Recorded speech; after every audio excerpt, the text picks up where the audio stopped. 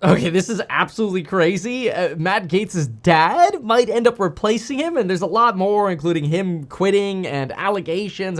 We got a lot to cover. Quick reminder, though, meetkevin.com/alpha. You get a free, totally free report when you wake up in the morning of what's going on with stocks, catalysts, earnings, whatever notes I want to send you on the day for trades or long-term investments. Go check it out. All you have to do is go to meetkevin.com/alpha. Click the yellow button if you are in the United States or Canada, and we will text you the report and email it to you as a backup. The news just does not stop. Matt Gaetz was expecting to have a bombshell report released on him by the committees investigating him inside of Congress and the House of Representatives, and literally 2 days before he resigns, because now he's becoming the Attorney General of the United States, at least subject to Senate confirmation per Donald Trump's appointment. Now, what's really interesting about this is, yes, you have to be an attorney. Well, technically, I suppose you don't, but you probably won't get confirmed. You generally have to be an attorney to be the Attorney General, even though, again, that's technically not in the law. And what's interesting is the mainstream media was so convinced they had to have something against him over the last few years. One of the things they actually ran a whole story on is how Matt Gaetz was delinquent and his bar license got suspended for failing to pay his association fees with the Bar Association. And I'm like, oh no, what did he get, like, fined and, like, refused to pay him or something? Was it, like, thousands of dollars? No. It was $265, and they had to run a whole story about this. Now, of course, then in the story, they also had to reiterate how he's being accused of sex trafficking and providing payments or goods to a 17-year-old girl in exchange for sex, such as paying for her to travel with him. And this is how they're now trying to get him on other crimes as well. It, again, feels like that same sort of political-based persecution that we just see over and over and over again. I mean, I don't know anything about a 17-year-old. Who knows whatever happened there. But it's not uncommon for dudes to be like, hey, let me buy you a flight. And what, all of a sudden they're a sex trafficker? Anyway, here's the POV. And I want you to see, actually, you know what, before we get to this, I want you to see what J.D. Vance says about this. J.D. Vance has a good one. So J.D. Vance posts a tweet, posts a post. The main issue with Matt Gaetz is that he used his office to prosecute his political opponents. And I'm like, oh, dang, J.D. Vance is laying down the fire.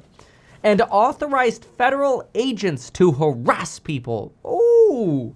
This started to sound like what's happening with the FBI and the Polymarket CEO, who were peacefully protesting at school board meetings. Oh, wait, that's actually Merrick Garland, the current Attorney General. Ooh. Now, whether you like J.D. Vance or not, that's a good one. That's a good one. Okay, well, let's jump in over here. Take a look at this. Matt Gaetz resigns from Congress. So the interesting thing about this is, as the House Ethics Committee investigation is going on, they basically lost jurisdiction over him. You can see that here. The New York Times says, with his departure from Congress, the committee is no longer in a position to have jurisdiction to investigate Mr. Gaetz. Now, theoretically, because they have this report they're getting ready to release, or were getting ready to release on Friday, theoretically, they could just go ahead and release it anyway. I wouldn't be surprised if it gets leaked and there's some crazy, allegations or whatever against him. But at this point, it's almost like the Elon Musk line, the most ironic is the most likely. And, Matt is the person who considers himself the most investigated person in Congress. Yeah, here it is. I am the most investigated man in the United States Congress. I always think it's kind of ironic that then somebody who considers themselves the most investigated person becomes the Attorney General of the United States. Same thing here. Keep in mind that the Justice Department did look into these allegations. So this is not the House. This is not the House Ethics Committee. This is the Justice Department. And for 2 years, the Justice Department looked into the allegations, and they closed their investigation last year without filing any charges. Mind you, I'm not reading like Fox News. I am purposefully reading the Times here because I know they lean left, and even they are like, yeah, the Justice Department kind of already went through this. Still, the House Ethics Committee opened an inquiry in 2021 into the sexual misconduct allegations. It's always allegations. And I feel like anybody can allege anything these days, and just the allegation alone slanders you more than anything. It's kind of crazy right now. But anyway, so this committee, mind you, is made up of 5 Republicans and 5 Democrats.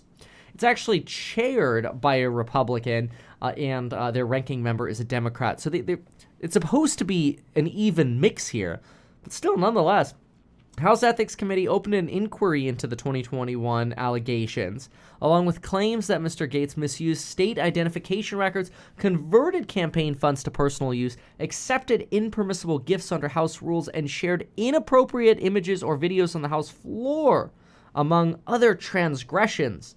Oh no, how dare you share memes on the House floor? How dare you? That is unprofessional, sir. He's a millennial.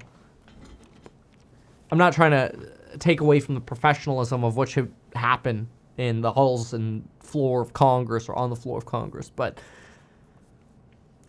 that's how it works. Justice Department shuts down the investigation. Maybe you should too. I'm sure the report will get leaked though, so we'll see what was in the allegations. But for now, Matt is basically free because the House can't kick him out. He already quit. They have no jurisdiction over him anymore. Now Johnson is kind of like, Trump, stop recruiting people away from the House. We need the numbers, because now somebody else is gonna have to replace Matt. So, that's something to keep in mind. Every time you kind of appoint somebody from Congress, you do kind of whittle your numbers down a little bit. Anyway, he is part of Florida's 1st Congressional District, which is the Pensacola region. Now, what's crazy about this is talk about the replacement. It could end up being Matt's dad. Now, Matt grew up in Hollywood, Florida, actually about 30 minutes from where I grew up, and my dad married a woman from Hollywood, Florida, so not my mom.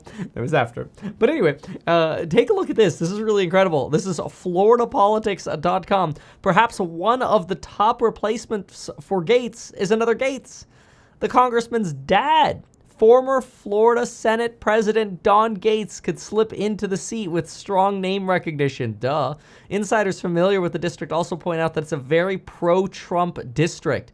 Gaetz won 69% of the vote there and then 66% in this last election over here. So it is possible that you don't really have too many issues about replacing Gaetz for another Republican here, so you should be able to maintain that Republican seat. Now, DeSantis could also appoint someone to fill the remaining term of Senator Marco Rubio, and so some people are looking kind of at DeSantis, and they're like, hey, you're not going to mess anything up, right? He's not. He'd kind of shoot himself in the foot in the Republican Party if he didn't appoint a Republican senator. That's for Marco Rubio, who's being tapped, which is also a little bit of a surprise because it did initially seem like Trump did not like Marco Rubio, at least based on some tweets that Donald Trump has sent, including messages that Donald Trump would not even assign Marco Rubio to run his smallest of companies. I found that somewhat entertaining, but again, fate loves irony. So there you have a little bit of an update on what's going on with politics.